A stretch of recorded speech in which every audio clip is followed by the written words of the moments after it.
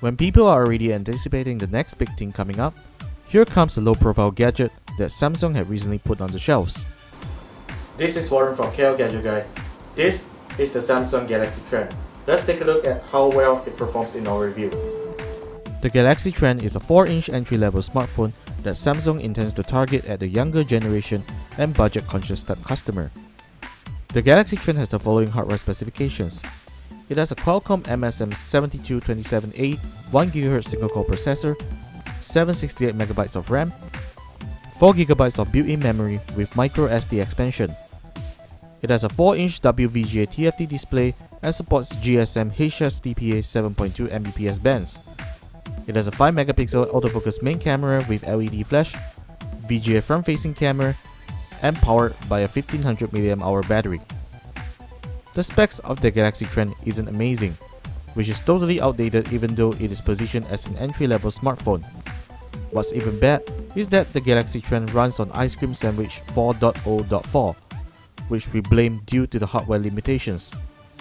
Even though with such disadvantage, the Galaxy Trend feels really nice.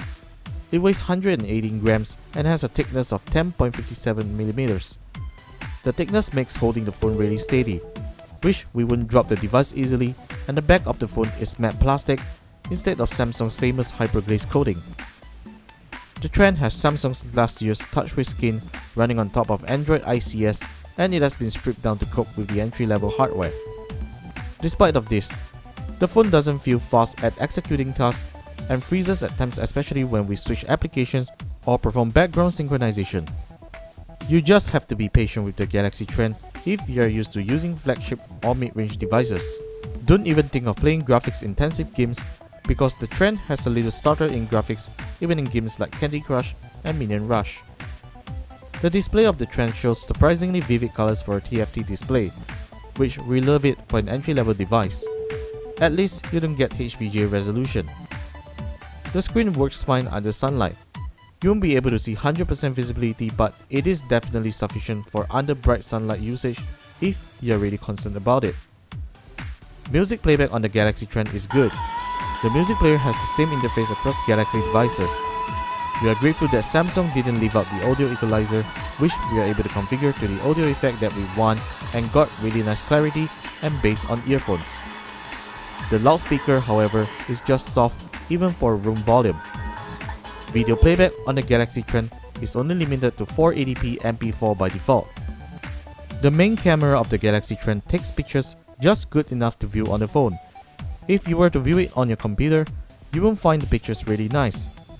Do check out sample pictures in our post. Call quality on the Galaxy Trend is fine if you are talking in a quiet environment. As it doesn't have a noise cancellation microphone, callers have trouble listening to us in a noisy environment. Benchmarks on the Galaxy Trend shows very low scores at 2073 points and 4261 points on Quadrant and Antutu respectively, which isn't surprising. Battery life on the Galaxy Trend is pretty average. We had 3G switch on for the whole day and received a few IMs, 3 phone calls, and with auto sync enabled for 2 email accounts. The Trend managed to last around 15 hours before needing a charge. Bottom line, the Galaxy Trend isn't a great entry-level phone if you are the specs particular person. We love the compact size of the Galaxy Trend, which at least allows us to use the phone in one hand and is definitely pocketable compared to many big-size smartphones today. The only letdown of the Galaxy Trend is the performance. We would have expected Samsung to at least pack an entry-level dual-core processor with 1GB of RAM, as the hardware in the Trend is seriously outdated, and Android ICS makes the phone even more obsolete. The Galaxy Trend is priced at 599 ringgit, which we think is way too expensive to buy when you know that it is not going to get any major OS updates yet with an outdated spec sheet. We rate the Galaxy Trend at 2 out of 5 stars, and we only recommend buying it if you want to purchase an entry-level phone with a 4-inch display. That's it for today, people. Thank you very much for watching this video. If you like what you saw, do give us a thumbs up and leave comments down below the video. Also, subscribe to our YouTube channel, like us and follow us on Twitter and Facebook at KL Gadget Guide.